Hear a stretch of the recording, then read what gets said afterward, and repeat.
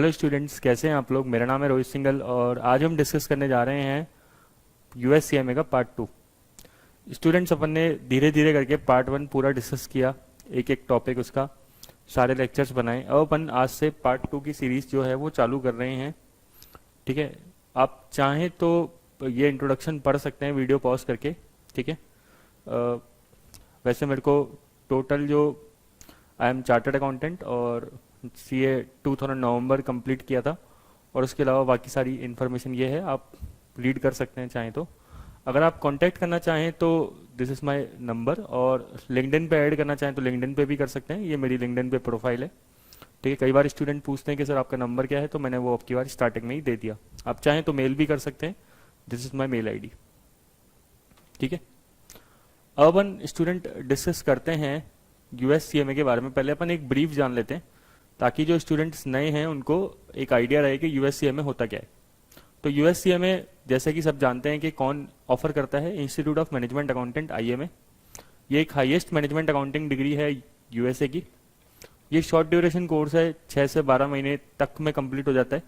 कई स्टूडेंट इसको 6 महीने से पहले भी कंप्लीट कर लेते हैं। बस जैसे कई स्टूडेंट होते हैं जो सीए फाइनल के अंदर होते हैं, या सीएस या आईसीडब्ल्यू कर रहे होते हैं इंडिया का, और या कंप्लीट हो चुका होता है उनका, और क्योंकि वो काफ़ी सारी तैयारी ऑलरेडी कर चुके होते हैं तो बस केवल उनको एग्ज़ाम देना रहता है और थोड़ा बहुत गो थ्रू करना होता है। तो उनके लिए कोर्स और भी छोटा हो जाता है। नॉर्मली 1 साल करीबन ले लेता है ये कोर्स। पासिंग परसेंटेज इसकी 50% के अराउंड है, 40 to 50% रहती है। ठीक है, केवल 2 ही पेपर्स होते हैं इसमें, सबसे बड़ा एडवांटेज ये है।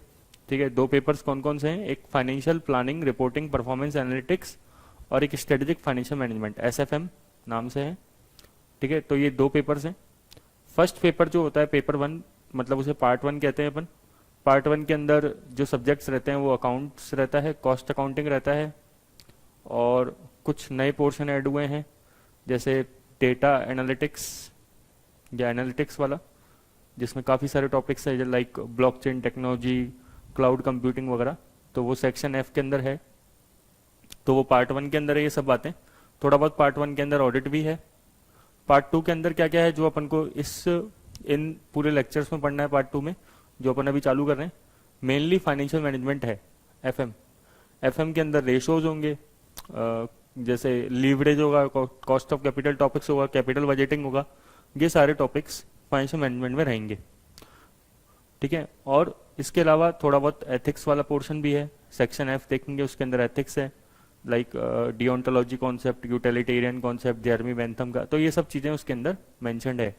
इमैनुअल कांट का डिओन्टोलॉजी, ये सब चीज़ें उसके अंदर है। तो 2 ही पेपर्स होते हैं, लेकिन टॉपिक्स काफ़ी सारे कवर करे गए हैं। एग्ज़ाम ज़्यादा हार्ड नहीं है, मतलब अपन इंडिया के कोर्सेज से कंपेयर करें तो सीए वगैरह से तो मतलब आपको काफ़ी लाइट ही लगेगा एग्ज़ाम। ठीक है, साल भर में एग्ज़ाम 3 बार होता है नॉर्मली, लाइक जनवरी फरवरी, मई जून और सितंबर अक्टूबर। कई बार कुछ केस में ये विंडो चेंज हो जाती है, लाइक अभी 2020 में बिकॉज ऑफ कोविड-19 ये जो विंडो है ये मई जून जुलाई हो चुकी है, और अगस्त सितंबर अक्टूबर हो चुकी है। तो मतलब अगर 2020 में कोई स्टूडेंट दे रहा है तो वो मई से लेकर अक्टूबर तक किसी भी मंथ में एग्ज़ाम दे सकता है सीएमए का। अगर अपन बात करें इंडिया में एग्ज़ाम सेंटर्स आते हैं नहीं आते, 8 आते हैं। 8 जो इंडिया की बड़ी बड़ी सिटीज़ है उन सब में है, मेट्रो सिटीज़ में तो सब में ही है। तो इंडिया के अंदर भी एग्ज़ाम सेंटर्स इसके अवेलेबल हैं, तो इसमें आपको कोई दिक्कत नहीं आएगी, एग्ज़ाम दे सकते हैं आप दिल्ली वगैरह जाके या मुंबई जाके। एग्ज़ाम कैसा रहता है, एग्ज़ाम जो रहता है वो पेपर 75% एमसीक्यू रहता है, 25% ऐसे टाइप होता है। ठीक है, टोटल कितने मार्क्स का पेपर होता है, एक पेपर 500 मार्क्स का होता है, तो 2 पार्ट हैं तो टोटल 1000 मार्क्स का होता है। ज़रूरी नहीं है कि आप दोनों पार्ट एक साथ दें, आप एक एक करके भी एग्ज़ाम दे सकते हैं। लाइक आप पहला पार्ट पहले देते हैं, एग्जाम्पल ले लेते हैं, तो 500 जो भी मतलब एक भी पेपर होगा, कोई सा भी पेपर होगा, तो दोनों में सेम पैटर्न है एग्जाम का। 500 मार्क्स का एग्जाम है, तो उसमें 75% एमसीक्यू रहेंगे, 25% ऐसे टाइप क्वेश्चन होंगे। और जो 75% एमसीक्यू रहेंगे उसमें अच्छी बात यह है कि नेगेटिव मार्किंग नहीं है। ठीक है, तो नो नेगेटिव मार्किंग, सबसे बढ़िया बात यह है। टोटल जो ये जो एक पेपर होता है वो 4 आवर्स का होता है, ये भी इंपॉर्टेंट बात है कि भाई 4 घंटे का पेपर है, ठीक है, और 500 मार्क्स का पेपर है। और पासिंग परसेंटेज आपको याद रखनी है, 72% पासिंग के लिए एग्जाम के लिए चाहिए। मतलब टोटल अगर 500 मार्क्स का पेपर है तो आपको 72% मतलब करीबन 360 मार्क्स होता है शायद, तो 360 मार्क्स 360 मार्क्स आपको पासिंग के लिए चाहिए इसके अंदर, ठीक है। इंडिया में क्या इसकी जॉब्स है क्या या बाहर है क्या? बिल्कुल है, जॉब्स काफ़ी लोग कर रहे हैं। मिडिल ईस्ट के अंदर काफ़ी पॉपुलर है ये, दुबई, सऊदी अरेबिया, इन जगहों पे काफ़ी पॉपुलर है ये कोर्स, ओमान, यमन, कतर।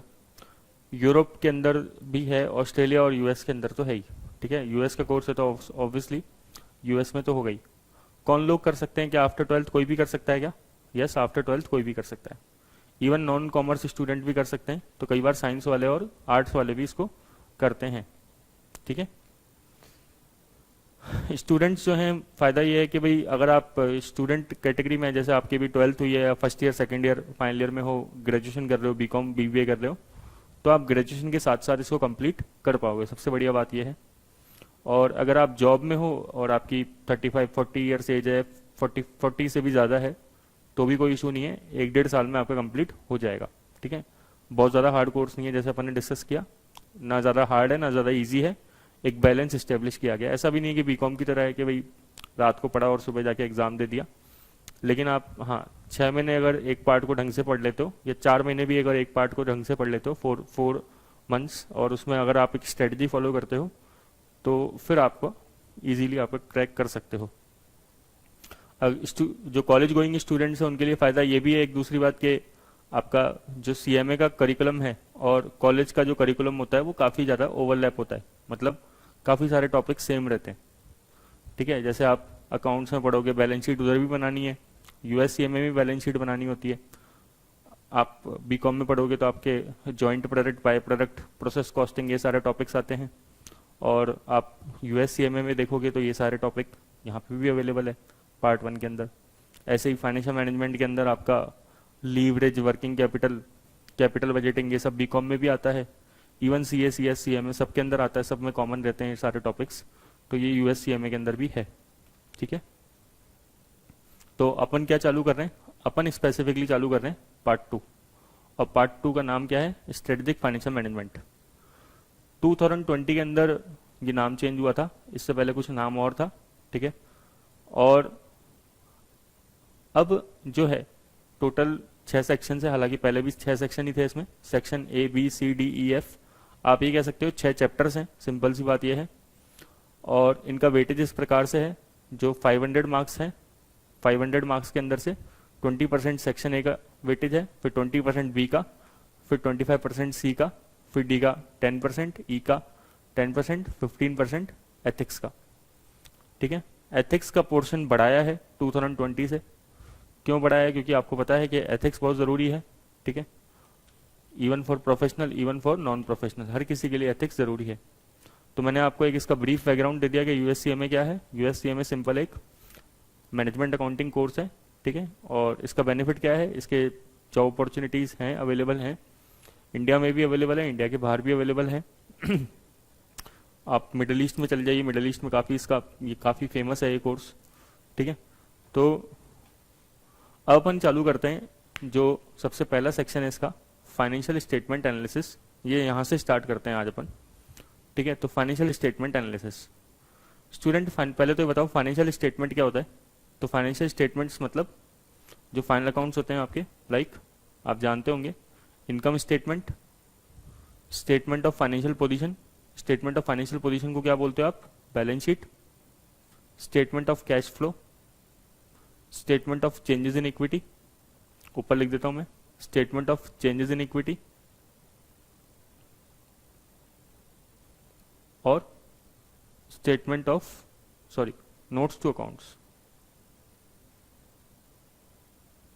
ठीक है। अगर आपको अकाउंट्स में थोड़ी दिक्कत है तो मैंने पार्ट 1 के कुछ लेक्चर्स यूट्यूब पे डाल रखे हैं, तो आप उनको देख सकते हो चाहो तो, ठीक है। तो आपको थोड़ा अकाउंटिंग बैकग्राउंड क्लियर हो जाएगा, क्योंकि ये बुक जो है फाइनेंशियल मैनेजमेंट पार्ट 2 जो है फाइनेंशियल मैनेजमेंट पे ज़्यादा फोकस करता है। लेकिन फाइनेंशियल मैनेजमेंट भी तभी समझ में आता है जब आपका अकाउंट्स थोड़ा सा स्ट्रांग हो लाइक रेशोज हैं, रेशो के अंदर आपके बार बार जो है टर्म्स यूज आएंगे, कई सारे इन्वेंट्री, करंट असेट, तो ये सब अपन डिस्कस करेंगे। लेकिन फिर भी अगर आप चाहें तो बहुत डिटेल में पार्ट 1 में देख सकते हैं, ठीक है। वैसे ये सारी अपन चीज़ें यहाँ पे भी डिस्कस करेंगे, ये मानते हुए कि आपका बैकग्राउंड जीरो है, उसी बैकग्राउंड से अपन चलेंगे। ऐसा नहीं मानेंगे कि आपने कुछ पहले से पढ़ रखा है, ठीक है। तो क्या क्या एरियाज कवर हैं, सेक्शन देखो, ये सेक्शन ए है। सेक्शन ए का नाम है financial statement analysis. Section A के अंदर टोटल 4 एरिया कवर है। बेसिक फाइनेंशियल स्टेटमेंट एनालिसिस, ये बहुत सिंपल होता है। इसमें आप अपने स्कूल टाइम में common size comparative financial statement पढ़ते होंगे स्कूल्स के अंदर, वो 11th 12th के अंदर आता है, 12th के अंदर आता है बेसिकली, तो वही चीज़ यहाँ पे कवर है। रेशोज भी यहाँ पे कवर है। प्रॉफिटेबिलिटी एनालिसिस काफ़ी हद तक रेशोज से लिंक है, और ये भी जो है कुछ फॉरेक्स वगैरह, ये सारे स्पेशल इश्यूज कवर हैं, फॉरेन एक्सचेंज। तो अपन इनको बिल्कुल डिटेल में डिस्कस करने वाले हैं, कोई बातें हवा में नहीं होगी, ठीक है। एक एक टॉपिक वाइज टॉपिक चलेंगे, पूरा का पूरा डिटेल में डिस्कस करेंगे। तो पहले अपन डिस्कस करते हैं A1 टॉपिक से, बेसिक फाइनेंशियल स्टेटमेंट एनालिसिस, ठीक है। कि बेसिक फाइनेंशियल स्टेटमेंट एनालिसिस क्या है। तो पहले तो बताओ, फाइनेंशियल स्टेटमेंट समझ में आ गया होगा आपको। फाइनेंशियल स्टेटमेंट क्या होता है, सिंपल सी बात, इनकम स्टेटमेंट, बैलेंस शीट और cash flow statement, statement of changes in equity, ठीक है। ये हर कंपनी जो है फाइनेंशियल स्टेटमेंट्स बनाती है, और इनके कुछ नोट्स टू अकाउंट्स भी बनाती है, ठीक है। तो इनका क्या एनालिसिस जरूरी है क्या, बिल्कुल जरूरी है। किसके लिए जरूरी है, देखो अलग अलग लोगों के लिए जरूरी है। जैसे इन्वेस्टर्स हो गए, अब इन्वेस्टर को क्या करना होता है, कंपनी के अंदर शेयर परचेज करना होता है। आप कभी भी किसी ऐसी कंपनी का शेयर नहीं परचेज करने चाहेंगे जिसके अंदर आपको फ्यूचर में लॉस दिखाई देता है, ठीक है। अब जैसे एक कंपनी है अभी, थॉमस कुक, क्या काम है इसका, टूर्स एंड ट्रेवल्स का। बेसिकली यूके बेस्ड कंपनी है, ठीक है।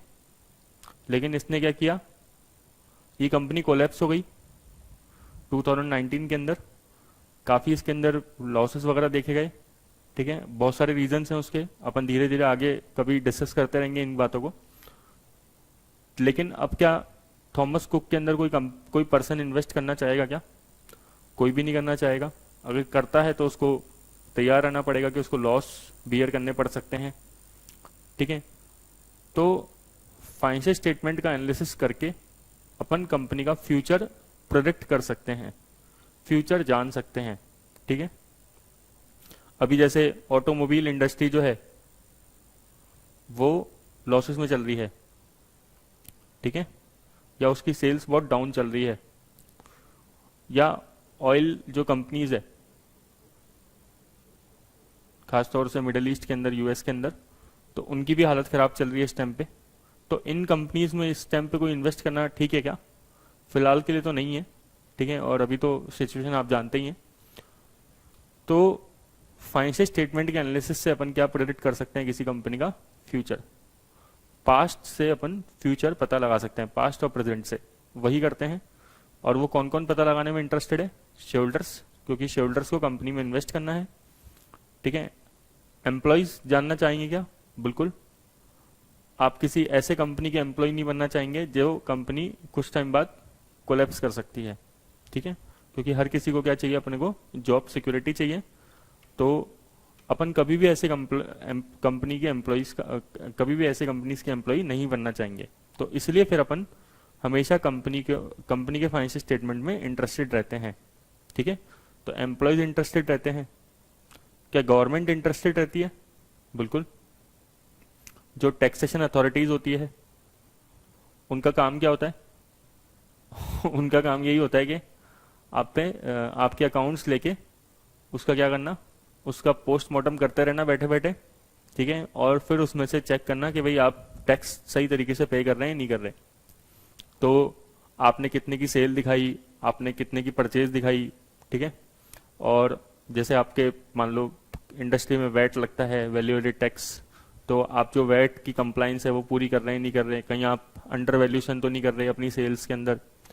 तो गवर्नमेंट भी आपके अकाउंट्स को एनालाइज करके बहुत कुछ आपके बारे में जान सकती है, टैक्स इवेजन तो नहीं हो रहा है, इनकम टैक्सेस के बारे में जाना जा सकता है, ट्रांसफर प्राइसिंग इश्यूज, बहुत सारी चीज़ें हैं। ठीक है, तो ये लोग हैं मैनेजमेंट। मैनेजमेंट चेक करेगा अकाउंट्स चेक करके कि कंपनी इनएफिशिएंट तो नहीं है, जो कंपनी के अंदर डिसीजन लिए जा रहे हैं वो एफिशिएंटली वर्क कर रहे हैं नहीं कर रहे हैं। ठीक है, अभी आपने कुछ टाइम पहले देखा था यस बैंक। ठीक है, इंडिया के अंदर एक बैंक है यस बैंक, आपने देखा होगा। तो इसके अंदर जो पहले थे इनके चेयरमैन राणा कपूर, तो कुछ इरेगुलरिटीज मिली थी इनके टाइम पे, तो फिर बाद में इनके इनके ऊपर जो भी प्रोसीडिंग चल रही है अगर आप देखोगे तो फॉलो करोगे तो ऐसे कई बार होता है। ठीक है, कि मैनेजमेंट खुद इनएफिशिएंट है तो फिर कंपनी अपने आप गड़बड़ हो जाती है। तो अपन देखते हैं यूजर्स ऑफ फाइनेंशियल स्टेटमेंट, जैसे मैंने आपको बताया वही बात, share holders and potential investors, आप हमेशा किस सेक्टर में इन्वेस्ट करना चाहेंगे, जो सेक्टर फ्यूचर के अंदर ग्रो करेगा। ठीक है, तो इसलिए आपके किससे किससे आप क्या चीज आप देखना चाहते हैं, कंपनी के अकाउंट्स देखना चाहते हैं रेगुलर बेसिस पे।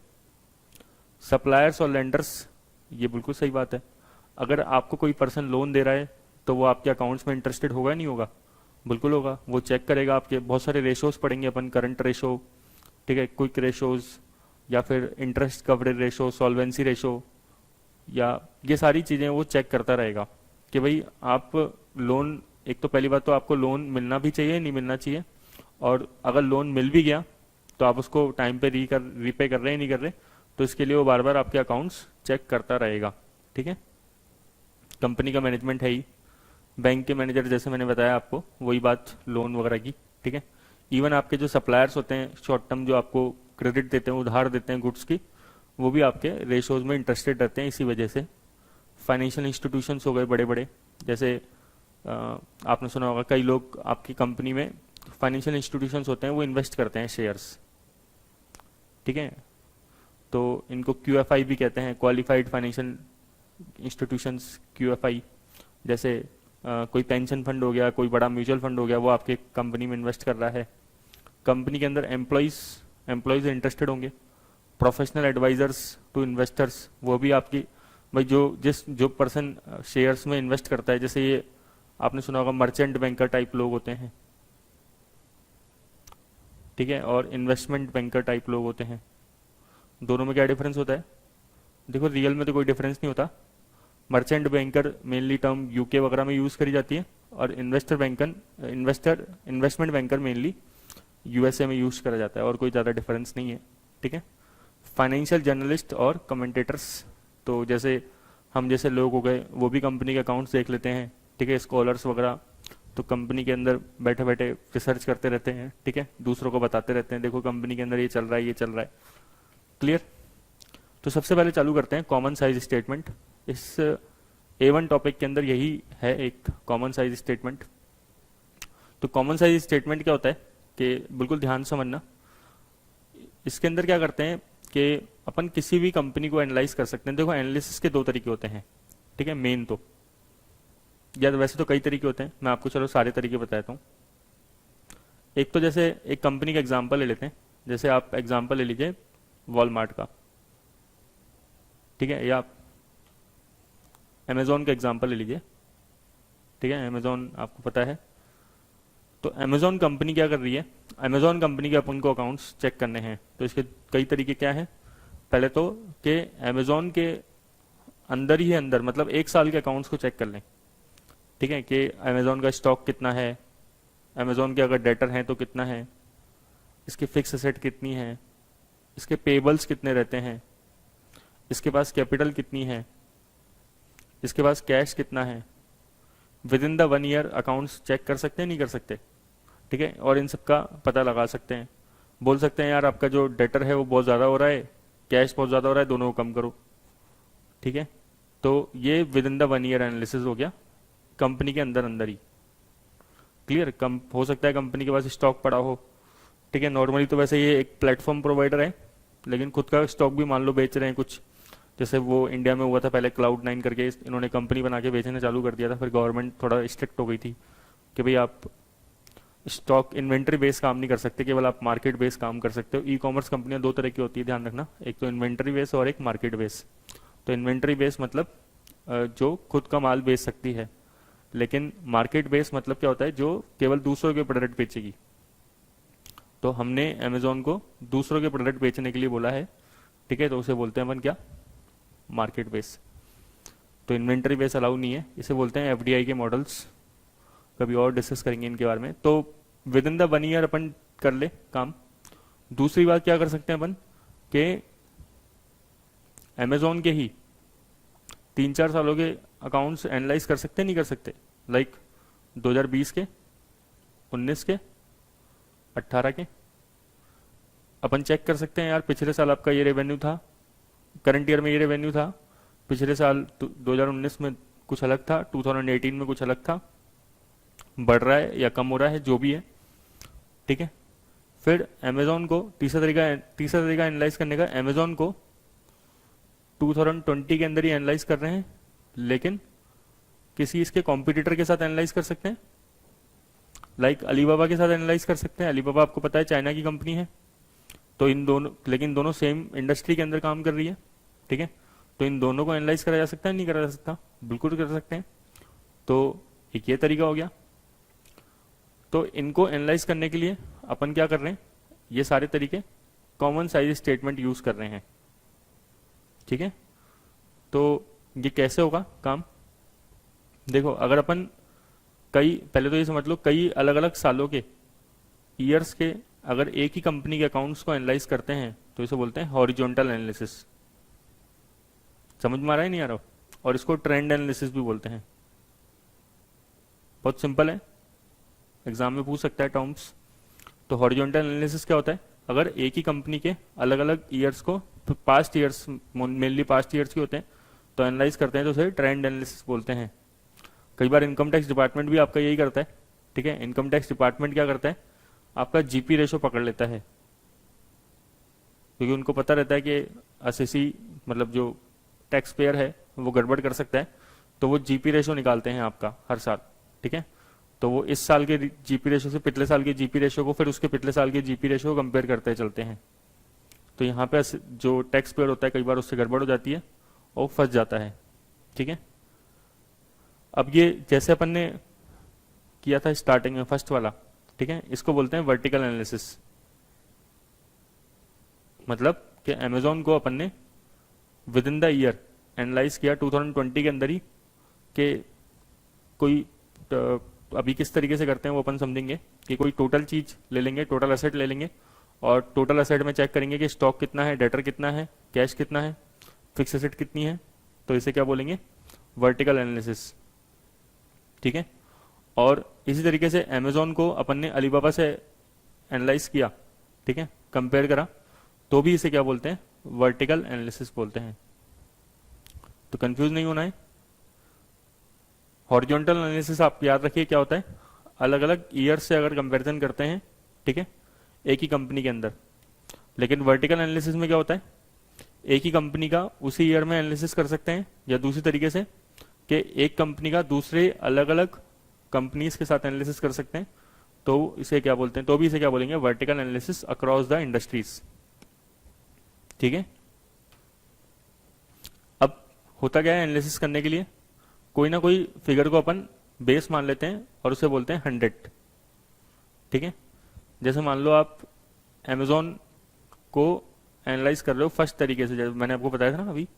अब 2020 के ईयर के अकाउंट्स आप एनालाइज कर रहे हो, तो सपोज करिए अमेजोन के पास एक तो नॉन करंट असेट है और एक करंट असेट है, ठीक है। नॉन करंट असेट 500 की है और करंट असेट 300 की है, और इस तरीके से टोटल असेट कितनी है, 800 की। तो देखना बहुत सिंपल चीज है, मैं टोटल असेट को क्या मान लूंगा, 100, और फिर करंट असेट और नॉन करंट असेट का इस 100 में प्रोपोर्शन देखेंगे, परसेंटेज देखेंगे। कैसे देखते हैं, आना चाहिए बिल्कुल आपको, सिंपल है भाई। बताओ नॉन करंट असेट का टोटल असेट में कितना प्रोपोर्शन होगा, कैसे निकालोगे, 500 अपॉन 800 इंटू 100, ऐसे ही करंट एसेट का कितना होगा, 300 अपॉन 800 इंटू 100। ठीक है, अगर आपको करंट और नॉन करंट नहीं आता तो टेंशन मत लीजिए, आगे वाले वीडियो, आगे जो टॉपिक्स हैं उसके अंदर वो भी डिस्कस करा जाएगा। ठीक है, तो आप ऐसे करके परसेंटेज निकाल सकते हैं कितना परसेंट होता है। तो हमेशा कोई ना कोई अपन बेस फिगर मान लेते हैं। अब ये असेट वाला बेस फिगर ऑब्वियसली किधर मानेंगे, जहां पे बैलेंस शीट होगी, ठीक है, या स्टेटमेंट ऑफ फाइनेंशियल पोजीशन होगी। लेकिन अगर मान लो बैलेंस शीट की जगह अगर अपन एनालाइज कर रहे हैं इनकम स्टेटमेंट को या पीएनएल को, तो उसमें सबसे बढ़िया फिगर क्या होता है जिसको बेस माना जा सकता है, सेल्स। सेल्स मतलब रेवेन्यू, उसको कितना मान लीजिए 100, और फिर अपन बाकी सारी चीजें उससे एनालाइज करते रहेंगे। अब जैसे मान लो अमेजोन है, अमेजोन की सेल्स मान लेते हैं एक बार 5000 की है, तो उसको कितना मान लिया जाएगा, 100 मान लिया जाएगा बेस के लिए। एक आपको आइटम पता होगा, cost of goods sold, COGS, मतलब जितने में अपन ने जो गुड्स बेचा था उसकी बेचने की कॉस्ट क्या थी, उसे बोलते हैं सीओजीएस। ठीक है, जो गुड्स बेचा उसकी बेचने की कॉस्ट क्या है, उसे बोलते हैं कॉस्ट ऑफ गुड्स सोल्ड। तो मान लेते हैं कि कॉस्ट ऑफ गुड्स सोल्ड 4000 है। ठीक है, तो बताना जरा कैसे निकलेगा परसेंटेज इसका, सीओजीएस कितना परसेंट हो गया ये सेल्स का। सिंपल है, 4000 अपॉन 5000 इंटू 100, तो ये हो जाएगा 80%। ठीक है, तो ये इनकम स्टेटमेंट होता है। वैसे जीपी रेशो निकल जाएगा 20% ग्रॉस प्रॉफिट। तो ऐसे करके अपन सारे एक्सपेंसेस और सारी इनकम्स को अपन एनालाइज कर सकते हैं इनकम स्टेटमेंट के अंदर, सेल्स को 100 मान के, 100 मान के। Like upon selling and distribution expense को भी एनालाइज कर सकते हैं। ठीक है, फैक्ट्री एक्सपेंस को भी एनालाइज कर सकते हैं, सारी चीजों को एनालाइज करा जा सकता है। तो कॉमन साइज स्टेटमेंट के बेनिफिट्स क्या हैं? बेनिफिट्स जैसे मैंने बताया, कंपनी एक ही साल के अंदर एनालाइज कर सकती है अकाउंट्स को, जैसे 2020 के अकाउंट्स को ही एनालाइज करा जा सकता है। अलग अलग सालों के से एनालिसिस करेंगे तो अपन क्या बोलते थे, हॉरिजॉन्टल एनालिसिस पढ़ा था अपन ने, अभी समझा था, सॉरी। वर्टिकल एनालिसिस मतलब कि अमेजोन, जैसे ये देखो, ये फर्स्ट वाला भी वर्टिकल है और ये थर्ड वाला भी वर्टिकल है। ठीक है, कंफ्यूज नहीं होना। तो अमेजोन को अगर अपन एनालाइज कर रहे हैं फ्लिपकार्ट के साथ या अलीबाबा के साथ, तो वो वर्टिकल एनालिसिस होता है। फोर्थ, इंडस्ट्री एवरेज के साथ भी अपन उसको एनालाइज कर सकते हैं, तो वो भी वर्टिकल एनालिसिस का ही पार्ट होता है। अब अपन इसका कुछ एग्जाम्पल देख लेते हैं। ठीक है, पहले अपन देखते हैं वर्टिकल एनालिसिस, वर्टिकल के बाद आएंगे अपन हॉरिजॉन्टल पे। तो जैसे वर्टिकल एनालिसिस के अंदर आप इनकम स्टेटमेंट को देखिए। अब एक कंपनी है, उसका इनकम स्टेटमेंट दे रखा है। ठीक है, सेल दे रखी 18 लाख, सीओजीएस दे रखी 16,50,000। ऐसे ही आइटम दे रखे हैं जीपी, जीपी में से ये सेल्स माइनस सीओजीएस आपको पता है जीपी होता है, उसमें से सेलिंग एक्सपेंस लेस करे, ऑफिस एक्सपेंस लेस करे, एडमिनिस्ट्रेटिव मतलब ऑफिस एक्सपेंस, जनरल एक्सपेंस भी बोलते हैं इसको। ऑपरेटिंग इनकम आ गया, ऑपरेटिंग इनकम को क्या बोलते हैं, दूसरा नाम क्या होता है ऑपरेटिंग इनकम का, EBIT, earning before interest and tax, है ना। तो नॉर्मल केस में अपन साइमल्टेनियसली यूज करते हैं ऑपरेटिंग इनकम और earning before interest and tax को, ईबीआईटी। कुछ अदर गेन्स हैं तो वो अपन ने ऐड कर दिए, एक्सपेंसेस हैं तो लेस कर दिए। ठीक है, इनकम बिफोर टैक्स आ गया, टैक्सेस लेस करे, इनकम आफ्टर टैक्स आ गया, इसे बोलते हैं प्रॉफिट आफ्टर टैक्स या फिर अर्निंग आफ्टर टैक्स। ठीक है, अब आप मुझे ये बताओ, क्या अपन ने बेस को बेस क्या है इसमें, सेल, सेल को 100 मान लिया। फिर अपन अब सेल के हिसाब से सारी चीजें एनालाइज करते जाते हैं। जैसे सेल्स में सीओजीएस का प्रोपोर्शन कितना है, 92% अप्रोक्स बोल देते हैं एक बार। ठीक है, 91.7 है। सेलिंग एंड ऑफिस एक्सपेंस ये है टोटल मिला के, और ऑपरेटिंग इनकम आ गई कितनी, 4.7%। ठीक है, तो आप ये भी कह सकते हो कि 100 सेल्स है, ऑपरेटिंग इनकम 4.7 है, तो देखा जाए तो 95.3% क्या है आपकी ऑपरेटिंग कॉस्ट।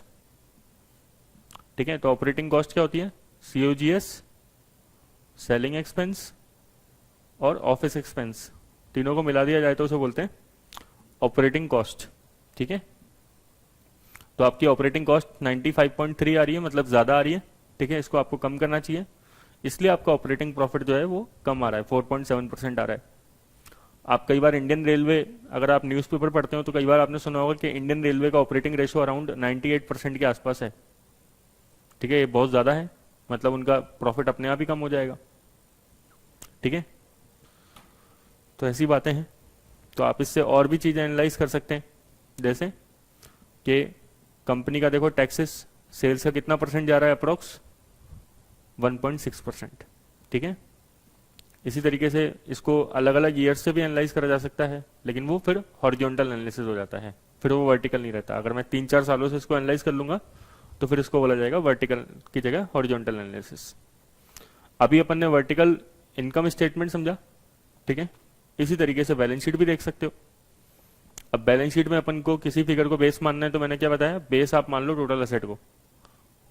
ऑब्वियसली आपको पता है टोटल असेट और लाइबिलिटी हमेशा बैलेंस शीट के अंदर बराबर होती है।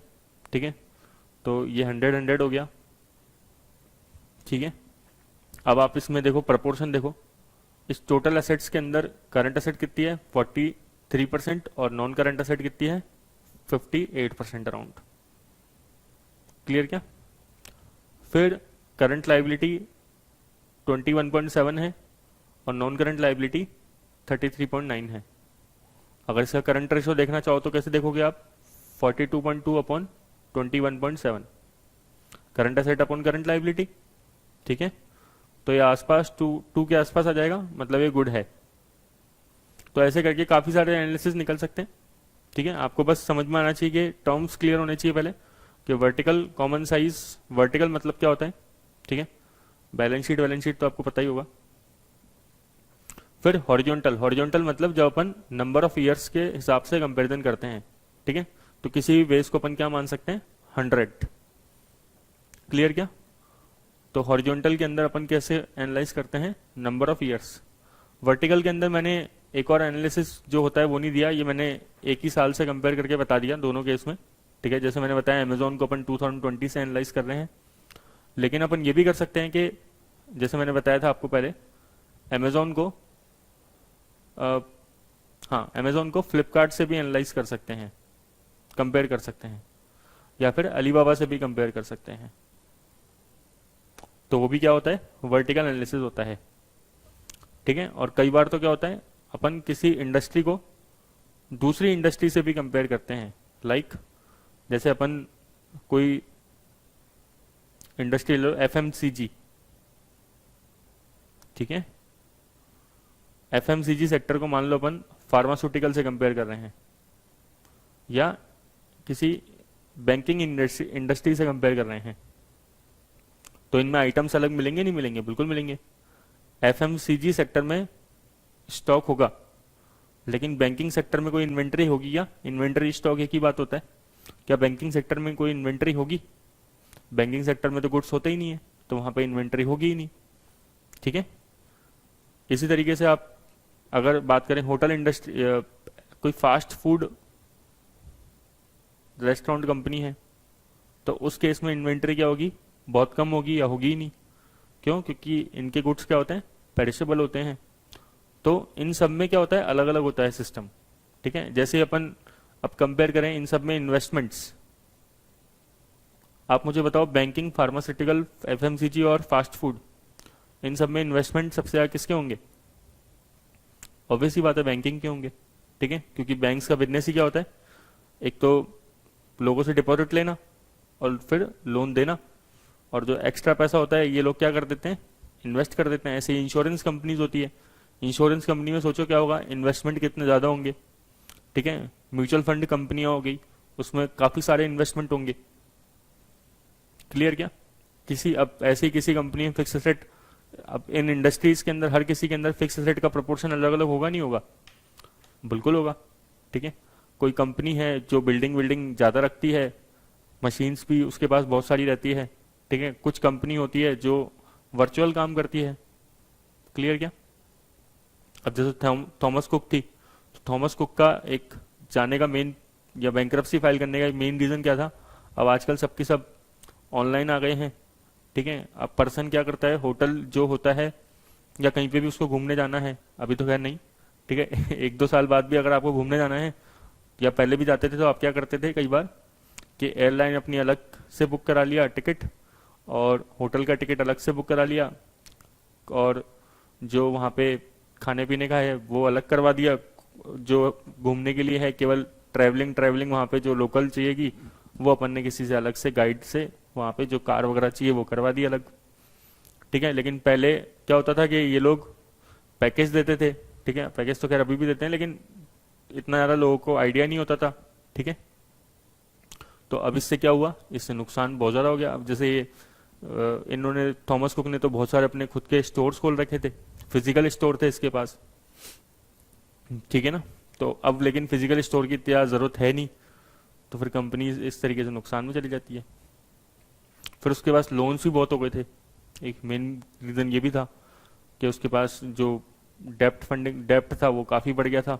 ठीक है, फिर उसने एक मर्जर भी करा था पहले एक लॉस मेकिंग कंपनी के साथ अपने आप को, तो वो कंपनी ज़्यादा प्रॉफिट नहीं दे पाई, तो ये भी गड़बड़ हो गया कि भाई आप मर्जर जो है वो थोड़ा सा ठीक नहीं हो पाया, कंपेटेबल नहीं रहा। ठीक है, तो हॉरिजॉन्टल का अपन समझ में आया। हॉरिजॉन्टल के अंदर क्या करते हैं, अलग अलग ईयर्स के साथ कंपैरिजन करते हैं।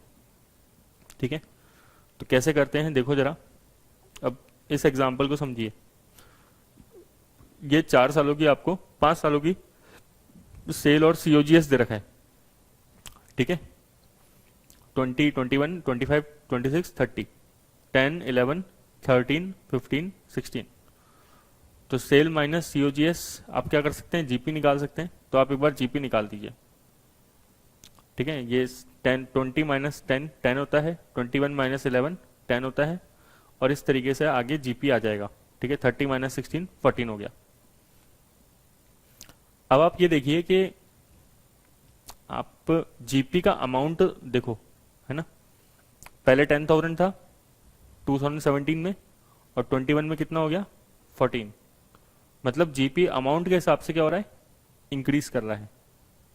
सेल देखो, सेल भी क्या हो रही है, 20,000 थी और यहाँ पे 30,000 हो रही है, और करीबन करीबन देखा जाए तो बढ़ ही रही है। ठीक है, सेल तो बढ़ ही रही है हर साल। ठीक है, लेकिन अगर आपने जीपी का रेशो निकाला तो 50, 48, 48, 42, 47, मतलब ये नेट डिक्रीज हुआ है। ठीक है, 40 से कितना हो गया 47, कंटिन्यूसली डिक्लाइन है ना, कंटिन्यूसली तो डिक्लाइन नहीं कर रहा। 50 से लेकर 48, फिर 42, फिर एकदम से बढ़ गया, तो कंटिन्यूसली तो डिक्लाइन नहीं कर रहा लेकिन गिर गया। ठीक है, जबकि जीपी अमाउंट बढ़ रहा है, सेल्स भी बढ़ रही है, तो उसके पीछे रीजन क्या है, आप देखो कॉस्ट ऑफ सेल्स जो है वो कितनी तेजी से इंक्रीज कर रहा है। पहले 100 था और इधर कितना हो गया 160, तो due to increment of cost of sales. ठीक है, और सेल बढ़ गई कितनी 50, 100 से कितनी 150। तो देखो सेल ज्यादा तेजी से बढ़ रही है कि कॉस्ट ऑफ सेल ज्यादा तेजी से बढ़ रही है, ऑब्वियसली कॉस्ट ऑफ सेल्स ज्यादा तेजी से इंक्रीज हो रही है, तो इसलिए आपका जीपी क्या हुआ, नेट डिक्रीज कर गया। तो आप ऐसी चीजें एनालाइज कर सकते हो। ठीक है, और अपना आंसर जो है, अगर आपके ऐसे टाइप में ऐसी चीजें पूछी जाती है एनालिसिस, तो आप इसको बता सकते हो, 3-4 स्टेटमेंट देके पूछ सकता है कि वाई जो GP in absolute number is increasing but in percentage it is decreasing, so what is the main reason behind it. तो आप इसका मेन रीजन बता सकते हो, क्या रीजन रहा है इसके पीछे, अगर आप लॉजिकली इसको एनालाइज करोगे तो ये अपना बहुत छोटा सा टॉपिक था। ठीक है, फाइनेंशियल स्टेटमेंट एनालिसिस।